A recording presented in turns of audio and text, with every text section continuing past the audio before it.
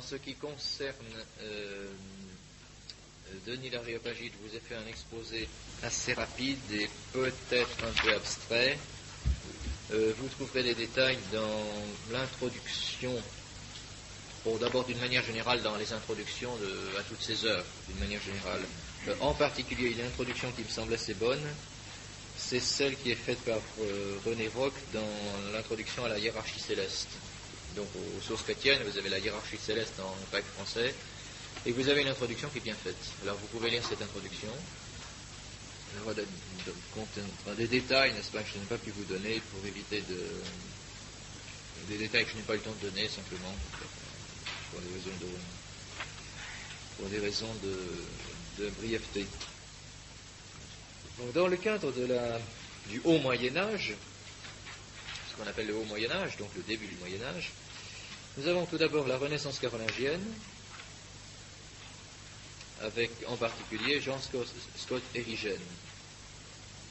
Mais de ce point de vue-là, il y a surtout des copies, je dirais des compilations des auteurs antérieurs. Chez Jean Scott Erigen, un début de spéculation, mais qui est un commentaire de Denis l'Aréopagite, peut-être plus ou moins bien compris, et qui présente certains aspects qui seraient d'un platonisme exagéré, qui pourrait conduire au panthéisme. L'étude, à proprement parler, le développement de la théologie scolastique, là où on commencera à avoir une élaboration de travaux qui vraiment constitueront un progrès dans l'étude des sciences sacrées et de la philosophie, commencera au XIe siècle, au XIe siècle. On pourrait appeler cette époque l'époque de la première scolastique, et XIe, XIIe siècle, disons. Alors, dans ces XIe et XIIe siècles, nous allons retrouver ce qui avait été déjà présent au début de l'Église, à savoir ces trois attitudes. L'attitude d'hostilité contre la philosophie, une attitude au contraire rationaliste, qui consistera à assimiler la foi dans la raison, et puis la réponse de l'Église, la réponse de la tradition, qui consiste à intégrer la philosophie dans la tradition. Bien. Alors, ces trois attitudes, nous les allons retrouver, mais bien sûr, quelque peu transformées, car les attitudes extrêmes de refus absolu de la philosophie, ou l'attitude gnostique, évidemment, sont complètement en dehors de l'Église, ne sont plus considérées. Il y aura une attitude d'opposition, mais qui se place dans un contexte un peu différent. Bon, il se trouve que il y aura quelques exagérations, ou du moins certains trouveront qu'il y a quelques exagérations dans l'application, dans l'utilisation de la dialectique, de la logique à l'intérieur de la théologie, et c'est pourquoi certains prédicateurs s'élèveront contre ces études rationnelles. Mais il faut comprendre que ce sont plutôt des interventions de prédicateurs qui s'opposent à une exagération de la philosophie, plutôt qu'une attitude vraiment doctrinale d'opposition à la philosophie. Ce n'est pas une attitude doctrinale d'opposition à la philosophie, ce sont plutôt des prédicateurs ou du moins des auteurs spirituels, qui pour des raisons pratiques, pastorales, ont tendance à s'opposer à la philosophie. On aura toujours un petit peu cette tendance antiphilosophique ou anti-intellectualiste pour des raisons de vie spirituelle, car bien sûr il faut toujours mettre en garde contre l'excès de la confiance dans la raison. Alors parmi ces prédicateurs, il y en a un qui est fameux, c'est Saint Pierre d'Amiens. Saint Pierre d'Amiens, qui va jusqu'à dire que puisque le salut de l'âme importe seul, il n'y a que le salut de l'âme qui compte, bien sûr. On croit qu'il n'a pas tort, bien sûr. Il n'y a que le salut de l'âme qui compte, et il va jusqu'à dire que la philosophie est une invention du diable.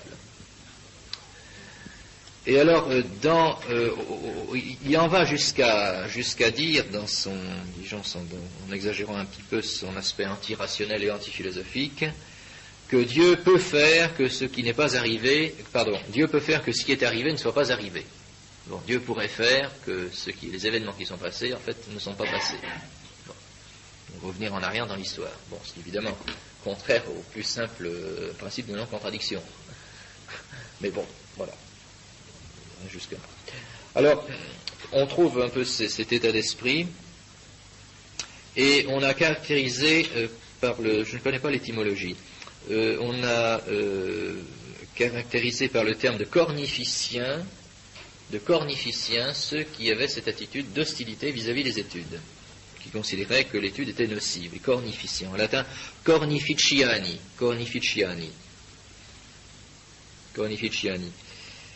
considèrent que l'étude est nocive. Bon. Enfin, c'est une attitude, en fait, ce sont quand même des attitudes un peu extrêmes, assez marginales, et ce sont surtout, je crois, des exagérations de prédicateurs. Exagération de prédicateur, vous comprenez, c'est-à-dire qu'un prédicateur, pour bien ancrer une vérité dans la pratique, dans la vie spirituelle, prend des expressions exagérées, de manière à bien les faire, de manière à ce que ça puisse avoir un effet. Vous voyez, l'inconvénient, vous voyez, c'est que quand vous et ça c'est valable pour ce problème comme pour d'autres, quand vous voulez traiter d'un problème de manière précise et scientifique, vous êtes obligé d'être très nuancé, extrêmement précis. Des positions trop tranchées sont rarement en vérité, sont rarement vraies face à un problème. D'une manière générale, on doit avoir, quand on est rigoureux, une position nuancée, précise. Bon. L'inconvénient, c'est que lorsque vous utilisez une position nuancée dans une prédication qui est réservée au grand public, eh bien les gens n'en retiennent rien. Ils trouvent que la chose n'est pas importante, et ils finissent par comprendre que finalement on peut avoir une position intermédiaire. Donc lorsqu'on s'adresse à un grand public, lorsqu'on prêche, lorsqu'on insiste dans le concret de la vie spirituelle, eh bien on est obligé d'avoir une position extrême, on ne peut pas faire autrement, vous voyez. Alors il faut faire attention à ne pas prendre les positions et les propositions des prédicateurs au pied de la lettre, parfois. Bon, c'est vrai, on dit qu'il ne faut pas prendre les prédicateurs au pied de la lettre, et en fait c'est vrai, ils sont obligés d'exagérer. Bon. Alors c'est vrai dans ce domaine comme dans d'autres. Bien. Donc en fait, cette opposition à la philosophie n'est pas, je dirais, dans le centre de l'Église. À l'inverse, on a une attitude qu'on pourrait caractériser, et le terme n'est pas d'époque, ce serait un anachronisme, mais enfin on peut caractériser cette position par le qualificatif de rationaliste, au sens où on tend à majorer l'importance de la raison. Et à insister sur les justifications rationnelles au détriment de la soumission à la foi. Donc c'est là aussi la théologie, mais c'est important d'en parler au plan philosophique. À cette époque, nous ne pouvons pas séparer philosophie et théologie, donc nous sommes bien obligés d'en parler, et c'est important parce que ça aura une grande importance dans la philosophie. Donc une attitude inverse, alors cette fois, qui consiste à rationaliser la foi, faire rentrer la révélation dans les limites de la raison. Alors, trois auteurs sont célèbres à cette époque, plus ou moins, alors certains seront carrément condamnés comme hérétiques, d'autres ont été condamnés simplement, mais sans qu'il y ait d'hérésie. Béranger, qui est connu pour son hérésie à propos de l'Eucharistie, ce sera le premier qui mettra en cause la présence, qui semblerait aurait mis en cause la présence réelle, ce n'est pas évident. Béranger, Rosselin, qui aura des thèses un peu dangereuses à propos de l'explication du mystère trinitaire, et puis enfin Abélard. C'est surtout Abélard qui est connu en philosophie. Oui. Quelle est la position de Saint Bernard par rapport à Alors justement, la position de Saint Bernard, je dirais qu'on pourrait dire qu'il serait plutôt dans une attitude d'opposition aussi, mais je crois que là vraiment ce serait faire un contresens que de considérer qu'il est vraiment opposé à la philosophie. Non, Saint Bernard est contre Abélard. Saint Bernard est l'adversaire d'Abélard, donc il va combattre l'exagération de la dialectique. Mais c'est tout. Alors il y aura chez lui peut-être un certain anti-intellectualisme, mais je dirais c'est plutôt pour les monastères. Alors par exemple Saint Bernard était contre par exemple les décorations dans les églises pour les monastères, pour ces monastères, mais il n'était pas contre en soi. Vous voyez, alors là c'est un peu la même chose, c'est plutôt une attitude pratique. Alors Abélard, lui, va jusqu'à des thèses un peu une pratique, je dirais, du travail théologique dangereuse, au sens où il s'oppose à l'argument d'autorité. Il s'oppose à l'argument d'autorité et veut juger, il estime qu'on doit juger les sentences des pères à la lumière de la raison. Bon, il pense qu'il faut juger les pères à la lumière de la raison. Donc c'est une attitude rationaliste. Et au lieu de se mettre à l'école de la tradition, de l'écriture sainte et des pères, eh bien une attitude inverse. C'est la raison qui doit juger. Alors, on doit quand même reconnaître à Abélard, dans le domaine de la philosophie, la mise en pratique d'une dialectique rigoureuse, voyez, qui sera utilisée par la suite. Donc, je dirais, c'est l'apport positif d'Abélard. Il a obligé, je dirais, les théologiens à une méthode rigoureuse. Dans la mesure où il fallait le combattre, il obligeait les théologiens à se mettre à son niveau. Donc, il a conduit à l'utilisation d'une dialectique et d'une méthode scientifique, et d'une méthode rationnelle et aristotélicienne. Donc, per accidens, si j'ose dire. Mais effectivement, il y avait une tendance rationaliste. Mais il a obligé, il a mis en, disons, donc discutant des questions dogmatiques, il avait une dialectique très forte. Et il a conduit finalement les théologiens à adopter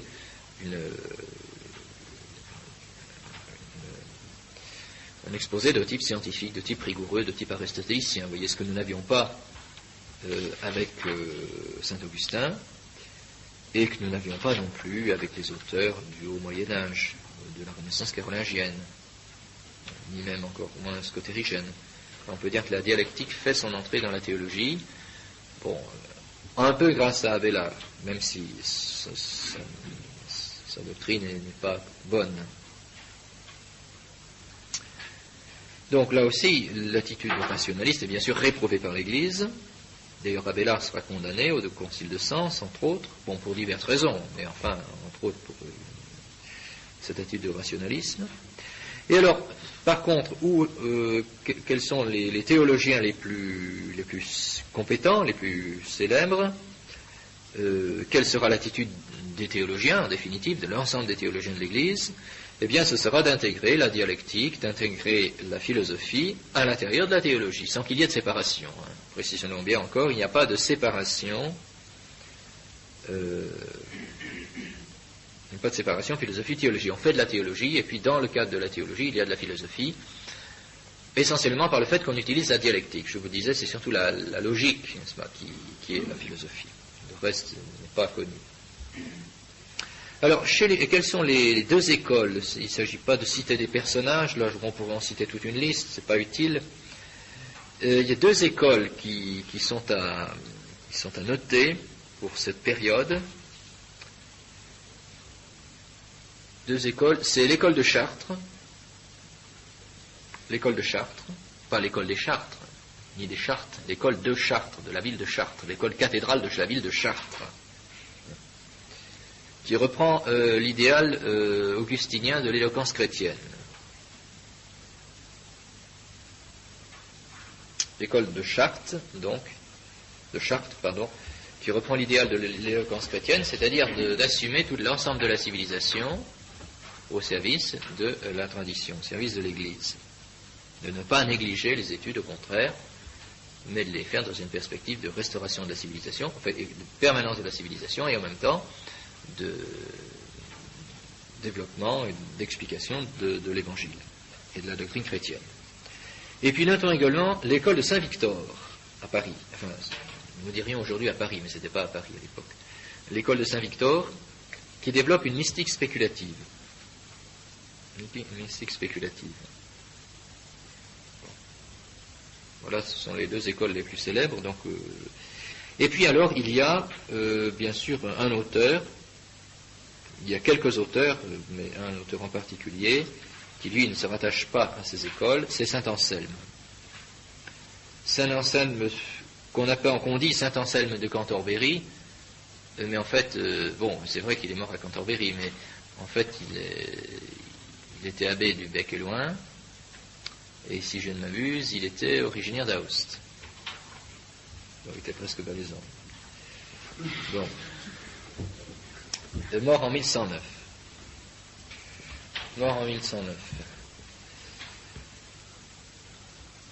Il est l'auteur de deux, parmi ses œuvres, disons, on en distingue deux, le Monologion et le Proslogion. Monologion et Proslogion. Bon. Saint Anselme, on peut dire, est le premier auteur scolastique. Alors, quelle est sa doctrine? Il reprend l'idée de saint Augustin, credo ut intellegam. Credo ut intellegam. Credo ut intellegam, c'est-à-dire on part de la foi pour arriver à l'intelligence. On part de la foi pour aller à la science. La foi est le point de départ de la science, la base de la science. La foi est une connaissance obscure, la science est la connaissance claire. La foi est une connaissance obscure, la science est une connaissance claire. Voilà comment il considère la philosophie, enfin la doctrine. C'est-à-dire qu'on part de la foi, mais la foi ne nous donne pas d'argument, elle ne nous donne aucune raison. C'est une connaissance qui est dans l'obscurité. Mais par la foi, la raison développe et découvre la vérité. La foi est la source de la science, le point de départ de la science. C'est la science qui est la connaissance claire. Mais c'est une science qui est fondée sur la foi. Ce n'est pas du tout rationaliste, absolument pas. Bon. Alors vous savez que saint Anselme est connu pour son fameux argument. Vous avez certainement entendu parler, le fameux argument de saint Anselme, dont vous traiterez en théologie naturelle et puis en théologie sacrée également. Il ne faudrait quand même pas faire de contresens à ce sujet. C'est comme pour saint Augustin. On peut tirer de saint Augustin des choses qui peuvent être incorporées dans des systèmes rationalistes ou idéalistes ou subjectivistes même à la limite. Bon. Alors on peut faire la même chose avec saint Anselme, mais il faut connaître l'argument de saint Anselme tel qu'il est en lui-même, ce qu'a voulu lui dire saint Anselme. Alors après, ce que c'est devenu, ce qu'on en a fait, c'est autre chose, mais qu'est-ce que veut dire saint Anselme? Saint Anselme a, disons, échafaudé l'argument suivant, on verra plus tard. On ne peut rien concevoir de plus grand que Dieu, on ne peut rien concevoir de plus grand que Dieu, on ne peut rien concevoir de plus grand que Dieu. Or, exister dans la réalité est plus grand que exister seulement dans l'esprit. On ne peut rien concevoir de plus grand que Dieu. Or, exister dans la réalité est plus grand que exister seulement dans l'esprit. Donc, le mot Dieu étant compris, il est immédiatement évident que Dieu existe. Donc, le mot Dieu étant compris, il est immédiatement évident que Dieu existe. Étant compris le mot Dieu, étant saisi la signification du mot Dieu, je parle du mot, non pas l'essence divine, il ne dit pas qu'il y a la vision béatifique, non, mais étant compris le mot Dieu, le sens du mot Dieu, on saisit immédiatement que Dieu existe. Il est immédiatement évident que Dieu existe. Alors je ne veux pas ici vous donner une explication détaillée de cet argument, ce n'est pas notre cours. Je précise, ce n'est pas une démonstration de l'existence de Dieu à partir de la notion de Dieu. C'est une démonstration que l'existence de Dieu est évidente, immédiatement. Donc c'est pas. Après, on en a fait une démonstration de l'existence de Dieu à partir de la notion de Dieu, mais c'est pas ce que veut dire saint Anselme. Saint Anselme veut simplement dire que l'existence de Dieu est évidente. Alors on peut discuter l'interprétation de cet argument. Est-ce que c'est purement rationnel? Est-ce qu'au contraire ça ne présuppose pas la foi? Est-ce que ce ne serait pas plutôt un argument théologique qui démontre que l'existence de Dieu est évidente? Et puis on peut évidemment se demander si cet argument est vrai. Qu'est-ce qu'il faut dire de cette démonstration? Est-ce que c'est juste ou est-ce que c'est pas juste? Bon, disons que nous n'avons pas les éléments actuellement pour discuter cet argument, donc je ne le ferai pas. Mais je me permets simplement de remarquer que ce n'est pas de la philosophie, c'est de la théologie. C'est de la théologie. C'est dans une perspective de théologie. Il ne faut pas faire de cet argument, un argument de démonstration de l'existence de Dieu. Il y a plus tard, chez Descartes, chez Leibniz, il y aura des arguments pour démontrer l'existence de Dieu qui partent de un peu de ce type de pensée, mais ce n'est pas la même chose.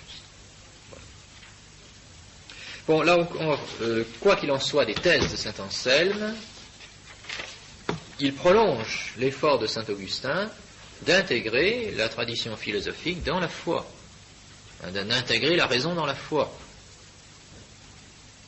Donc, indépendamment des thèses, il faut voir également. Vous voyez, quand on regarde les thèses des pères de l'Église, que ce soit saint Augustin ou saint Anselme, si vous les jugez sur un plan purement doctrinal, purement spéculatif, vous pouvez être amené à dire, mais c'est faux, il y a une erreur, la métaphysique est faussée, etc. Bon, c'est entendu, peut-être, enfin, c'est des choses qui sont à discuter.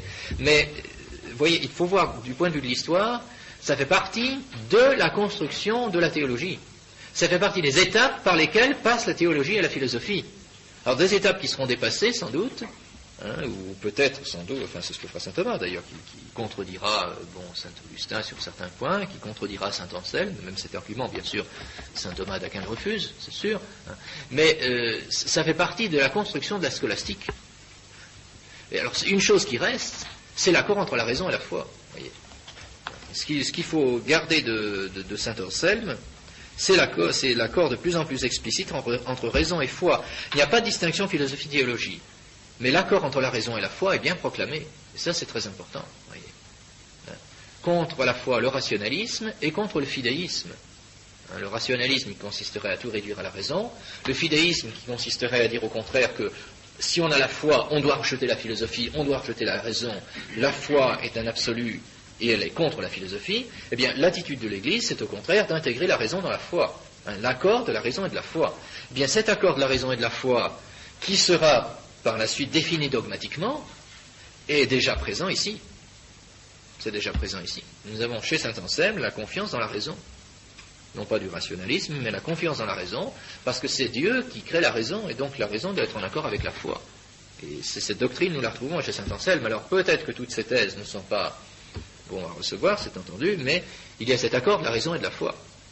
C'est une expression d'accord de la raison et de la foi. De ce point de vue-là, c'est très important.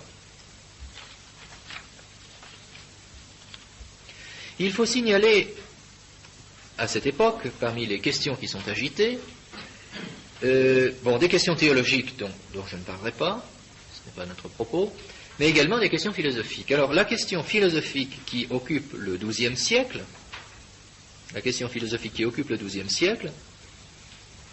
et donc qui sera traitée par la suite, par saint Thomas d'Aquin aussi, mais qui déjà est bien mise en évidence, qui est bien posée, c'est la fameuse question des universaux. Alors cette fameuse question des universaux, a toujours été présente dans la philosophie, sans doute, mais elle est vraiment explicite, elle est vraiment posée explicitement au XIIe siècle. Déjà, l'opposition Aristote-Platon porte là-dessus, sans doute, mais elle est posée en termes propres au XIIe siècle. La question des universaux, elle sera toujours présente par la suite dans la philosophie, toujours présente par la suite. Quelle est cette question? Eh bien, on se demande si les universaux, c'est-à-dire les réalités universelles, les idées universelles existent. Voilà. Est-ce que les universaux sont des choses réelles? Voilà la question. Vous savez que, en fait, cette question se trouvait au centre de l'opposition Aristote-Platon. Pour Platon, les universaux existent, ce sont les idées subsistantes, et pour Aristote, non, pas du tout. Les universaux n'existent pas, ce sont les choses elles-mêmes qui existent. Et les universaux sont dans les choses, si l'on peut dire. Alors cette question est développée à ce moment-là.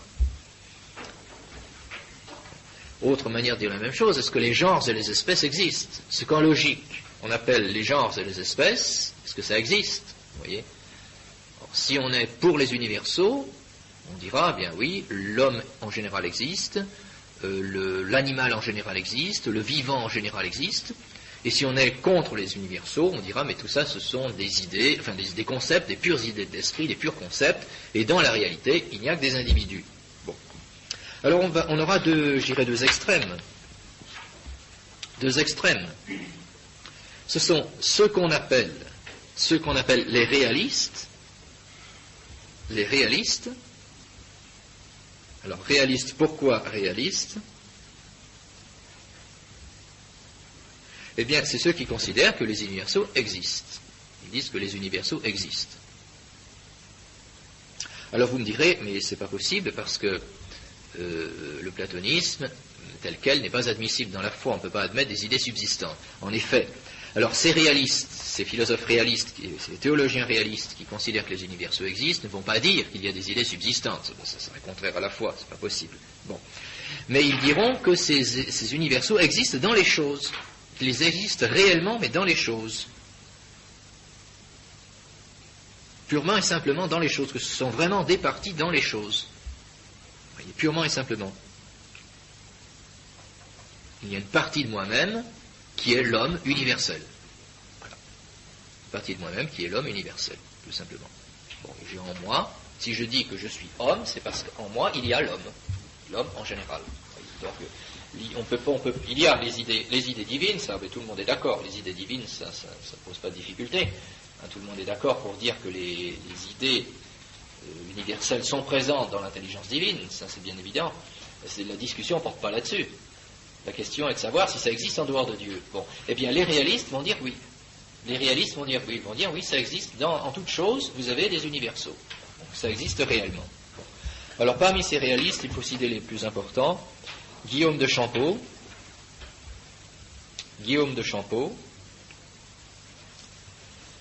Bernard et Thierry de Chartres, c'est-à-dire qu'ils sont de l'école de Chartres, précisément, Bernard et Thierry de Chartres, et également Gilbert de la Porée.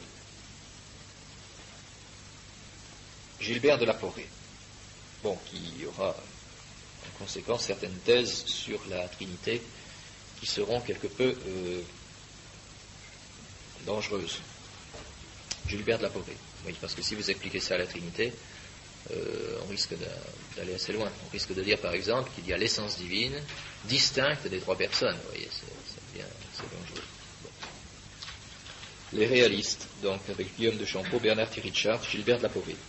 Bon. Guillaume de Champeau enseigne à Paris. Hein, c'est un des maîtres de l'école de l'Université de Paris. Réaliste, donc enseignant que les universaux existent. Bon. Alors, par opposition, il y a les anti-réalistes. On les appelle les anti-réalistes. Je ne sais pas comment on pourrait les appeler. Eux-mêmes ne se sont pas donné des noms particuliers. Les anti-réalistes, quels sont-ils? Eh bien, il y a Rosselin, et puis Pierre Abélard, dont nous avons parlé plus haut, et dont il faut parler ici. Pierre Abélard. Pour Rosselin et pour Pierre Abélard, pour les anti-réalistes, alors Pierre Abélard, entre parenthèses, était l'élève de Guillaume de Champeau, et donc Guillaume de Champeau a eu l'humiliation de voir un de ses élèves démolir ses thèses. Bon. Alors pour les anti-réalistes, au contraire, les universaux sont des fictions de l'esprit. Ça n'existe pas du tout. Ce sont des fictions de l'esprit.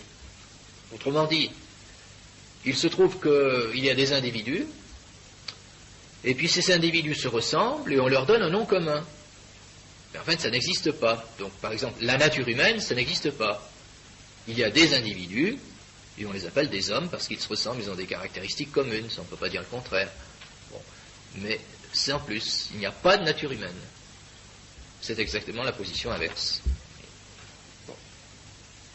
Alors on pourrait évidemment, vous voyez, remettre à ce propos-là, remettre en vigueur le schéma Parménide, Héraclite, Aristote, Platon, etc. Le schéma serait à réécrire là et on pourrait réintégrer les réalistes et les antiréalistes, bien sûr. Les réalistes seraient plutôt côté Parménide et les antiréalistes seraient plutôt côté Héraclite. Bon, c'est pas pareil, c'est pas la même chose. Mais c'est un peu dans la même ligne d'idée, vous voyez. Les antiréalistes, donc, très proches de la diversité des choses, de la diversité des individus, tandis qu'au contraire, les réalistes, au contraire, insistant sur la permanence, sur l'immobilité, étant plutôt dans la ligne du platonisme et donc de Parménide. Et on retrouve toujours, en toute époque philosophique, vous allez toujours retrouver la même structure. Héraclite, Parménide et Aristote. Les choses se classent de la même, toujours pareil. De la même manière, à propos de la raison et de la foi, opposition raison-foi pour la raison contre la foi, pour la foi contre la raison, et puis l'attitude de l'Église qui tient les deux. Bon, vous avez toujours cette même structure à toutes les époques, avec des diversités. Alors ici, on retrouve donc cette même idée, d'un côté des réalistes, pour qui les universaux existent, dans les individus, et des antiréalistes, pour qui les universaux n'existent pas. Quand on parle d'art, quand on parle de vivant, tout c'est des mots pour désigner les collections. pas plus que ça. Alors notez qu'entre parenthèses, notre époque, reconnaît les deux évidemment, mais vous avez par exemple dans l'esprit matérialiste, moderne, mathématicien, vous avez un peu cette idée aussi. On retrouve avec la mathématique ensembliste, on réduit tout à des ensembles. Et si on considère les individus qu'on désigne par des noms communs un peu comme des ensembles, on ne voit plus du tout ce que peut être un universel. Bien. Alors, nous aurons un exposé là-dessus, je crois que l'un d'entre vous doit le faire. Alors bien sûr, j'ai résumé ces deux thèses de manière très radicale. Bon, vous avez tout un tas de nuances. Certains disent les universaux existent dans l'individu, oui, mais comment? Qu'est-ce qui fait l'universel dans l'individu? Alors, vous avez différentes manières de dire. Je ne peux pas ici rentrer dans trop de détails. Il m'importe de vous citer cette question qui agitera les universités, les écoles à l'époque. De cette première scolastique, donc du XIe, XIIe siècle, sera issue la grande scolastique du XIIIe siècle. Donc, les questions qui sont agitées à ce moment-là, vous voyez, les grands hommes qui auront développé la théologie à cette époque-là, et les questions qui auront été agitées à cette époque, vont se retrouver, les thèses, les idées vont se retrouver au XIIIe siècle, seront discutées au XIIIe siècle. Donc c'est un siècle charnière, si on peut dire. Ces deux siècles, XIe, XIIe siècle, sont des siècles charnières. C'est-à-dire, c'est pas un siècle où on pose des thèses, où on arrive à des conclusions, où on tient des doctrines, je dirais, qui sont telles quelles tenues par la suite, mais c'est un siècle où on va construire, où on va placer des éléments qui, plus tard, seront mis en œuvre par les grands scolastiques du siècle suivant. Bon. Donc c'est un des éléments, vous voyez, cette époque, XIe, XIIe siècle, contient les éléments qui vont être assumés dans la construction de la philosophie chrétienne. Bien. Un autre élément dont il nous faut parler également, avant de parler de la grande scolastique, c'est la philosophie arabe. C'est un élément extrêmement important.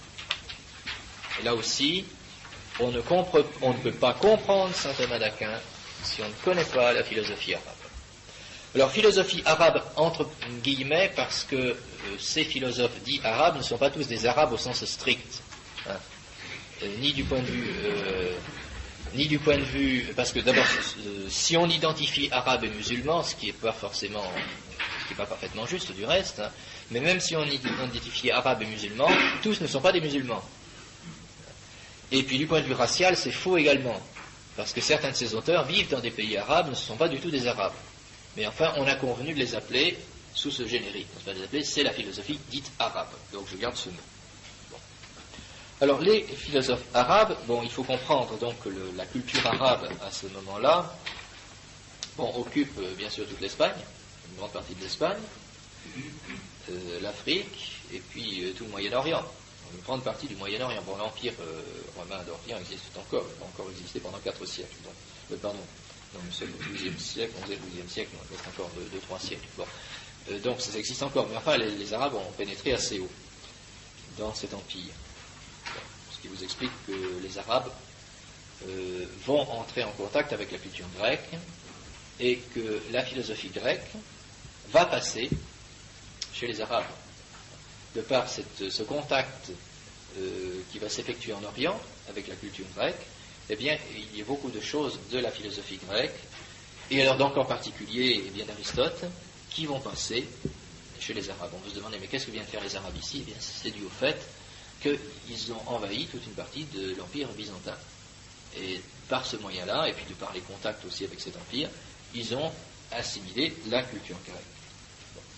Alors donc, nous trouvons dans la philosophie dite arabe les œuvres d'Aristote. Les œuvres d'Aristote qui sont plus ou moins bien traduites. Donc c'est un problème, bien sûr.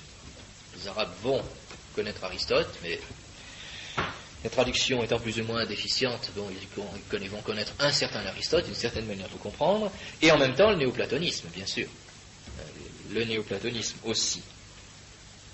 Alors tout cela, donc l'aristotélisme, le néoplatonisme, va être confronté avec l'islam et avec le judaïsme. confrontation avec le judaïsme et l'islam, d'où le problème des rapports entre la raison et une foi religieuse. D'où le problème qui sera bien agité, des rapports entre la foi et la raison. Alors, bien sûr, entendons-nous bien, ce n'est pas les rapports entre la raison et puis la foi catholique. Mais le problème au plan philosophique est un peu le même. Nous avons d'un côté une connaissance purement rationnelle, et puis de l'autre côté une connaissance dite par révélation. Alors, au plan philosophique, au plan spéculatif, le problème est le même.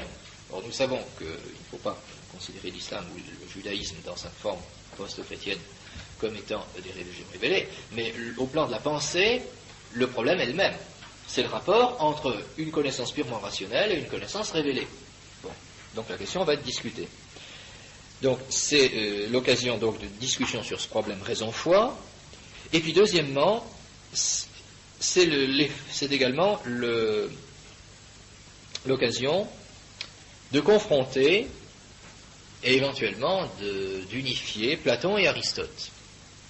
Donc nous avons cette confrontation entre trois choses.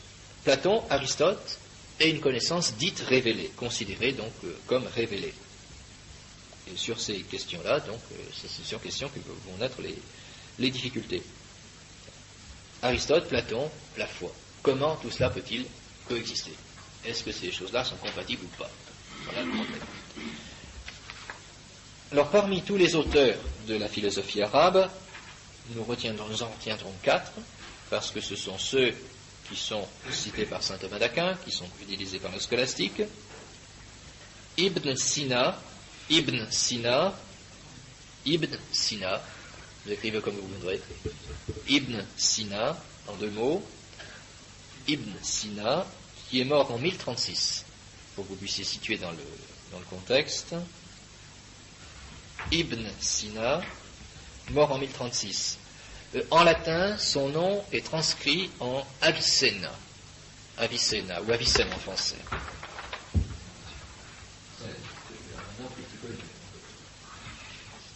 Avicenne, si vous préférez. Vous trouvez souvent son nom dans la somme théologique. Bon, Avicenne, je ne veux pas ici développer toutes les thèses métaphysiques, ça ne nous intéresse pas ici, je veux simplement vous donner les idées générales. Bon, quelle est son idée? Son idée, c'est d'unifier, c'est de faire l'unité entre Platon, Aristote et le Coran. Donc la foi religieuse. Platon, Aristote et le Coran. Essayer d'unifier cela. Une conception plutôt rationaliste. Donc en fait, ce n'est pas le Coran qui mène la barque en l'occurrence, c'est plutôt le contraire.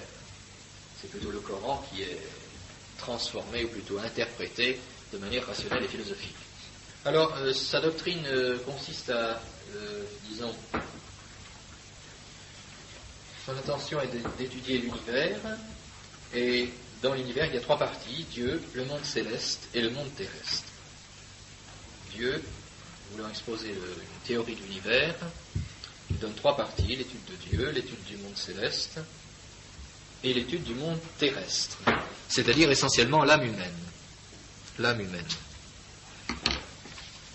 Bon, c'est une sorte d'interprétation platonicienne d'Aristote, si on voulait caractériser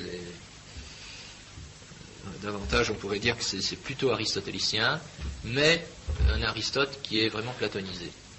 Bon. Et d'où l'importance du principe de participation. L'importance du principe de participation qui est d'origine platonicienne, mais qu'on trouve aussi chez Aristote, et alors qui ici est bien mis en avant. La participation, qu'est-ce que c'est brièvement? Brièvement, la participation, c'est un principe qui nous indique que la cause détermine formellement l'effet. La cause détermine formellement l'effet. C'est-à-dire que l'essence de la cause, les qualités d'une cause, se retrouvent dans les effets. Ou si vous préférez, les effets sont des participations de la cause. On considère la causalité, non pas tellement selon l'efficience, mais selon la causalité exemplaire. Les effets sont des reproductions dégradées de la cause. C'est ce que l'on retrouve chez Platon, mais c'est cette causalité qui sera développée par Avicenne. Les effets reproduisent partiellement la cause. L'effet participe de la cause. Donc sur l'insistance, c'est une métaphysique qui est plutôt une philosophie qui est plus, on pourrait dire, plus univoque, en quelque sorte, c'est-à-dire une métaphysique de l'étang qui insiste davantage sur la notion d'étang, sur l'unité de l'étang. Par opposition à Avicenne, Algazel, mort en 1111. Algazel, mort en 1111. Lui, serait une réaction plutôt fidèle. On pourrait appeler fidéisme si on ne craignait pas de faire des anachronismes. Une réaction plutôt fidéiste, c'est-à-dire que pour lui, la raison seule ne peut pas trouver la vérité sans la mystique. La raison seule ne peut pas trouver la vérité sans la mystique. C'est l'adversaire d'Avicenne. Et il écrit un ouvrage intitulé Destructio Philosophorum. Destructio Philosophorum. Bon, on traduit en latin. Destructio Philosophorum. La raison seule ne peut pas trouver la vérité sans la mystique. Et donc, contre Avicenne, Destructio Philosophorum. Donc c'est un adversaire de la philosophie. Donc ce serait plutôt, si Avicenne serait plutôt tendance, disons, rationaliste, bon, Algazel serait plutôt la tendance fidéiste ou anti-rationaliste, du moins. Alors, contre Algazel, vous avez toujours ce jeu de balance, ce n'est pas qu'une thèse dans un sens entraîne une réponse dans l'autre sens. Autre auteur, Ibn Rushd. Ibn Rushd, on transcrit ainsi en général, je ne connais pas l'arabe, Ibn Rushd, qui est mort en 1198, pardon. 1198, Ibn Rushd. Bon. Qui est plus connu, en latin, sous le nom d'Averroès. Peut-être ça vous dit quelque chose. Plus connu en latin sous le nom d'Averroès. Bon. Et alors, contre Algazel, il écrit un ouvrage intitulé Destructio Destructionis. Destructio Destructionis. Alors lui est, bon, donc de tendance plutôt rationnelle, bien sûr. Il est appelé aussi, dans les écrits médiévaux, commentator, tout simplement, commentator, le commentateur, tout court. Pourquoi ? Eh bien, de par sa profonde connaissance d'Aristote. On considère que c'est le commentateur par excellence d'Aristote. Le commentateur d'Aristote par excellence. C'est pourquoi saint Thomas ne dit pas, ou rarement Averroès, il dit commentator. Dans les écrits médiévaux, on trouve cela. Commentateur, le commentateur, tout le monde comprend qui il s'agit. Alors, donc vous allez voir, c'est une tendance plutôt rationaliste, bien sûr. Et il se veut aristotélicien, je dirais, mais un Aristote pur. Un Aristote pur qui précisément se veut abstrait d'une foi religieuse. Un aristotélisme pur qui précisément ne veut pas subir l'influence d'une foi religieuse, au contraire, donc une tendance rationaliste. Et alors il va suivre Aristote à la lettre. Il va suivre les thèses d'Aristote à la lettre. Alors thèses qui précisément donnent une perspective religieuse, pas seulement chrétienne, du reste, devraient être refusées normalement. C'est ainsi qu'il tient l'éternité nécessaire de la création. Il tient pour l'éternité nécessaire de la création. Bon, chez Aristote, vous n'avez pas la création, mais vous avez le premier moteur qui meut nécessairement. Voyez, donc c'est dans une perspective intellectualiste, il n'y aura pas de liberté. Aristote ne parle jamais de la liberté de Dieu, par exemple, il n'est pas question de ça. Hein. Bon. Donc pour Averroès, éternité nécessaire de la création et négation de la providence. Négation de la providence. Bon, nous continuerons. Oui, pour des raisons de brièveté aussi, je ne traite pas de la bibliographie de ces auteurs, de leurs ouvrages en détail, ni du détail de leur vie, ni des lieux où ils ont vécu, etc. Bon, vous pouvez aller voir les livres d'histoire à ce sujet.